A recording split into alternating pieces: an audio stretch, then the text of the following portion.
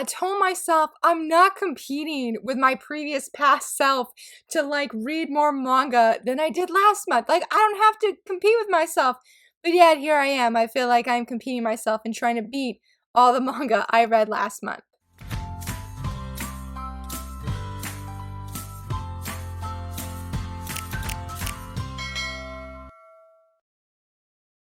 Hello friends, happy Friday. I am so very excited you're here. It is a new month, and so this Friday I am talking about all the manga that I read last month. And I forgot to check how much manga I read last month. I think it was like 40 something.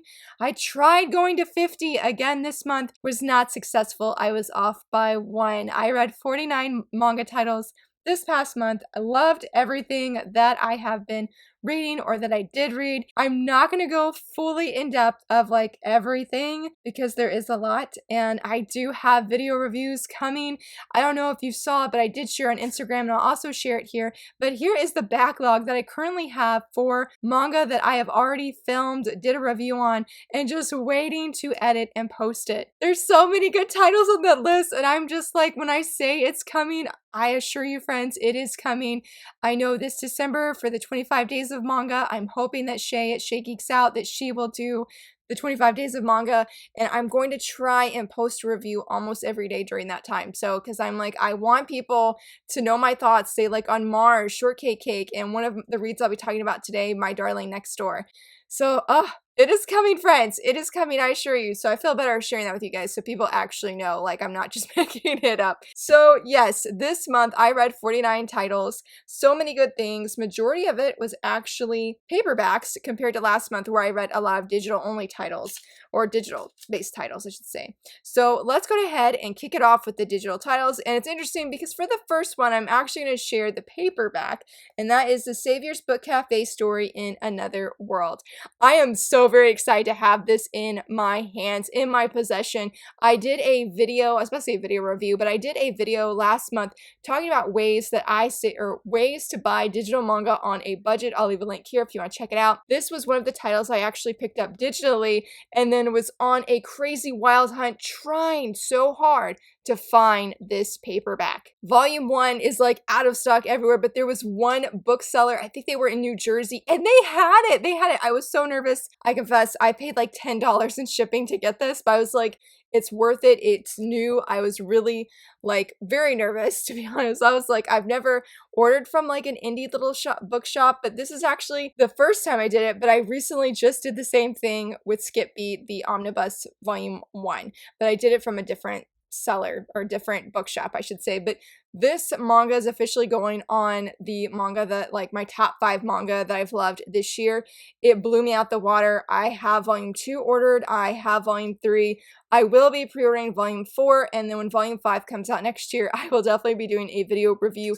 If you love isekai, but you want something different as in she's not wanting to go and be isekai, she's not wanting to go to this other world, but then when she goes, she's like, give me abilities to make my dream book cafe, and it's a done deal. And that is the story that takes place in this manga, and it's so very good. I really, really enjoyed it. We have older characters. They're not old. They're in their 30s though. Sorry, I was thinking about Yona where the manga calls the older guys they're in their 30s. She calls them the old men. I'm like, they're not old men. They're not old people.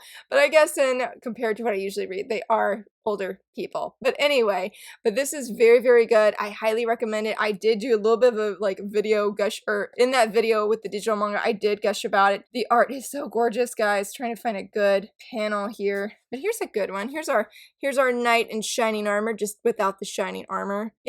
Man, it's so good. I'm so thankful that I got this because like I said I went on a hunt. So anyway, I read this digitally and then went and paid extra to get the paperback because I'm like, I must have it in my collection. The next manga I read digitally was actually a series, and that is My Darling Next Door. And this manga, I love it and adore it so very much. So I read it straight through. It's 5 volumes long. I got it on Kodansha's digital sale that they did over the summer. I read volumes 1 through 5, and then I went back and actually reread the series right after I finished it. I do not know the last time I did that, where I literally sat down from the beginning and read every single page. Didn't just skim my favorite parts. I mean, I literally reread the series. It is so very good. Oh my goodness. Like, it is definitely, like I said, one of my new favorite series. I cannot wait for my video video review, and I'm so heartbroken that it probably won't be coming out until December based off the scheduling that I did this morning, but it is so good. It is an age gap manga, but I didn't have an issue with it because it's only 5 years and my husband and I are 7 years of an age gap. So it was so great. It was so sweet and so wholesome. I'm still trying to figure out why it has a 16 and up like age rating or whatever, because I'm like, it's just, there's nothing spicy or inappropriate in it, and I was just so shocked because I'm like, why is this like getting a older geared rating? And I was really nervous about that, but no, it was so clean and so wholesome. I love the main girl, Ririka. She is so bright. She shines on page. Bring in the male hero, Hinochi, and he's so great. They make such an interesting couple. I love and adore this story so very much. It is one of the best investments I've made, I guess, in a digital manga series. It really blew me out of the water. There's no drama. There's no love triangles. I love the whole cast of characters, and the development of their feelings is so natural, and it wasn't rushed. I mean, I definitely would have wanted more at the ending, but I also felt it was perfect, and it gave me what I needed to think about, like what would have happened next. It's so good. It is so very good. For my last digital manga that I read this month was actually an early copy, and that was Imakoi Now I'm in Love Volume 3. Oh, I went into this volume extremely nervous, friends, because I liked Volume 2. I loved the first half of Volume 2 so incredibly much, but the last half of Volume 2, I was like not a fan of. There was so much drama, and I was like, no, because I really have like loved Volume 1. I do have a video review of it. It was so very good. And so Volume 3, I came in a little bit nervous, and I knew people that I personally knew that were like, I'm gonna drop the series, and I was like, oh my goodness, like I don't want to drop this because they're just such a great couple, like Satomi and Yagyu. Oh, they're so great. Volume 3 was not a disappointment. I am not dropping this series personally. It was so good. It had all of the elements and everything about their relationship that I deeply loved without that extra drama. Yes, there is a new guy that comes on the scene, but I really agree with Satomi when she says she only has eyes for Yagyu. There's not gonna be, I think, like this love triangle, or there's gonna be extra drama. It was so very good. If you loved Volume 1 and then you're like, oh, I don't want the drama that was in Volume 2, like Volume 3, in my opinion, was well exceed my expectations, and just so excited for Volume 4. I'm like, oh, I don't want to wait. I think I forgot I put a quote that Satomi says at the beginning of my Goodreads review, that she says, I think it's like the everyday things that will draw us closer, and that's so true of this series. I find it's very relaxing, it's pretty calming, and it has some fun elements to it, and I enjoy the two best friends because they're just a hoot, especially when they're together. So it is continues to be a great series. And going into the physical manga here, I actually reread Volume 2 of Imakoi Now I'm in Love because I wanted to write a review of Volume 1 for the magazine that I write for, which is the Clean Fiction magazine, and I decided to do, like I said, the first volume, and so I was like, I'm gonna reread the second volume before the third, and I actually enjoyed it more the second time around, and I think it's because I knew what to expect, because Juri, the sister, she was a lot funnier this time, and so I came in knowing and expecting her shenanigans, and it was so much more enjoyable because of that. So I would also keep that in mind. If you're like, well, I didn't like Juri the first time, you might like her the second time, and was really glad that I reread this one. With that, I'll also say another series that I actually read for that magazine, and I'll leave a link down below in case if you're curious about it. It's so great. It's fully colored. I have briefly talked about it on my channel before. I'm hoping to do more things about the magazine because I absolutely love the mission of it, and it's so great. But one of the reviews I did was for Play It Cool Guys, so I actually reread this series. I mainly reread Volumes 2 and 3 because I've reread Volume 1 at least 3 times, and it was so great coming back to these guys. Oh my goodness, I cannot wait for the anime. I love them so incredibly much. They are so fantastic.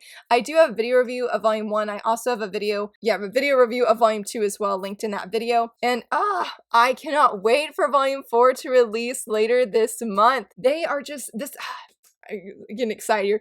They are so great, and I love how this is just such a fun, I was gonna say casual read, but I always laugh, and I'm just like, I'm so stoked for the anime. Rereading it again, volumes 2 and 3 were just as fantastic as the first time, and I just really appreciate all of these guys. I'm bummed that there's like no merch of them. In fact, the other day, I think it was after I read it, and now I'm following the Play It Cool guys. It's either the mangaka or it's the like official anime Twitter account for it. But I was looking at different images and stuff, and I was like, oh my goodness. I was like, I need a pin of these 4 guys, and I felt so inspired to like try and brainstorm and make an enamel pin design for this, or commission somebody and then put it in production, because I was like, I need these 4 guys. Like, I love them. They're just hilarious. They're just hilarious. Like, so if you need something fun, or maybe you've already read it but still need like just something fun and casual, go reread Play It Cool Guys, or go read Play It Cool Guys. It is so great, and it's in full color, which is fantastic.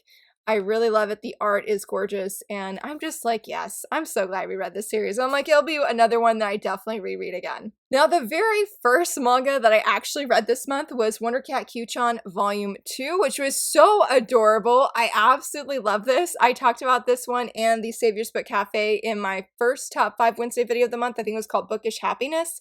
Oh, it was so very cute. I would say go check that out if you want like a more in-depth review. Besides, it's so cute. It's so hard to like describe Q-chan because he honestly, guys, he's so look at him. He just makes people so happy. Like, look at him. That's not Q-chan, but Q-chan is making him so happy, and it's just so true. It's just a nice, calm slice of life read. I love how in this one we actually get to meet the guys' coworkers and how they're like, I love dogs, I love birds, and so we have like that, which is better, cat, dog, or bird, which is sort of funny because typically you don't think of birds, just like cat versus dog. So it's nice. It continues to have its nice touch of humor, and the pastel colors are just so very great.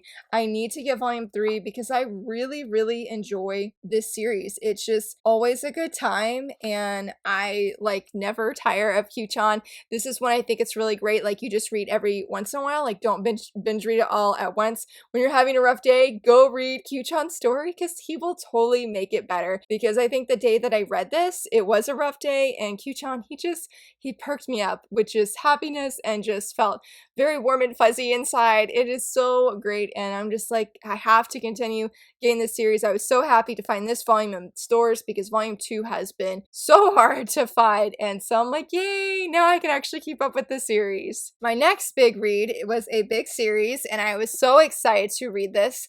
I started reading this because Mark at Mark Reads Manga and Pippa at Strawberry Shoujo, both of them are on Instagram, Mark's here on YouTube, they had both gifted me, not at the same time, but they gifted me volumes from Haru Ride, and recently Pippa had sent me, I think it was like volumes 4 and 5, and I was like, it's time to read this series, and so I'm trying to see if I can get the whole stack up here. I read all of Haru Ride. Those are library copies. Actually, no, what are those? Those are Yona of the Dawn, so don't mind the very bottom. I have not read those yet, but I loved this series so much. Oh my goodness. I actually bought my first 2 shoujo pens. I didn't even think about bringing them down, but I bought them of Kyo and Futaba. I love them so very much. Oh my goodness. It was a ride. And then I went and watched my first shoujo anime, Blue Spring Ride. Oh, it was so amazing. I absolutely loved it very, very much. This series is just another one that is just, it's so great. I highly recommend it. I love Iosaki Saka's work. She is just such a phenomenal writer and artist, and I'm just like, I'm so bummed that I'm late to the hype train. I'm really hoping that Viz will release her other series that's ongoing currently, because I'm just like, I need more of them. I do plan to read Love Me, Love Me Not at some point, because I've been strongly recommended that if I enjoyed this story, or if I enjoyed all of Iosaki Saka's work, they're like, you need to read Love Me, Love Me Not. But this was so great. I felt so many feels. It was very emotional at times. It definitely has some messy drama, and it was really hard seeing these characters' actions at times, but the ending was so beautiful, and I was so very happy. I did order, I think it was the last 2 volumes, because one of them was because of the cover, and the other one just because I really loved how the story wrapped up. The whole cast of characters was fantastic, and this is one time I can say that at first, I've never seen a love rival where I almost didn't want the main guy to win. Granted, I love Kyo, don't get me wrong, and I did want Kyo to win Futaba's heart, or them for their relationship to work out, I should say, but like the journey that they took to get where they were and how the love rival was involved. It was really hard at times, but also very eye-opening and very moving.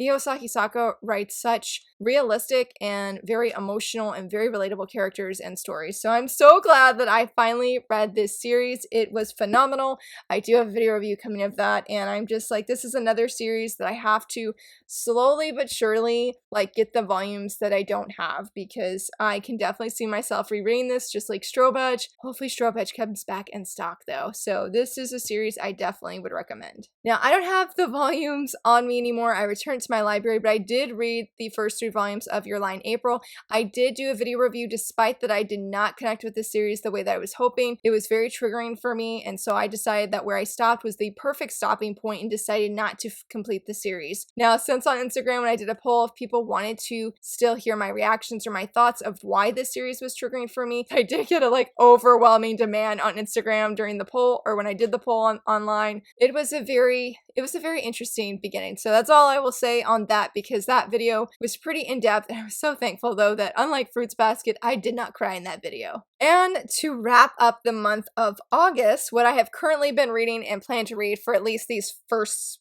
2 weeks of September, I've been reading Yona of the Dawn. Sorry guys, I cannot get it all up in there, but I have been reading Yona of the Dawn. I currently stopped on volume 18. Well, I read volume 18, so I'm halfway through the series. Oh my goodness, it's been very interesting. I have a bunch of reviews on Goodreads, and oh man, I was such a late bloomer. It took me a little bit to get into the series, but I'm officially hooked. I'm officially wanting to get the rest of the series because I don't have the first half, as you can see, but I'm slowly getting that filled in. Granted, my personal copies are also here in this stack, so I do have some of those, like volume 10 as well. I've been sort of like, you can't even see, volume 10, and then I have volume 9 as well. I'm still missing volumes 4 and 7 through like volumes 1 through 10, but I'm definitely going to be getting the rest of the series.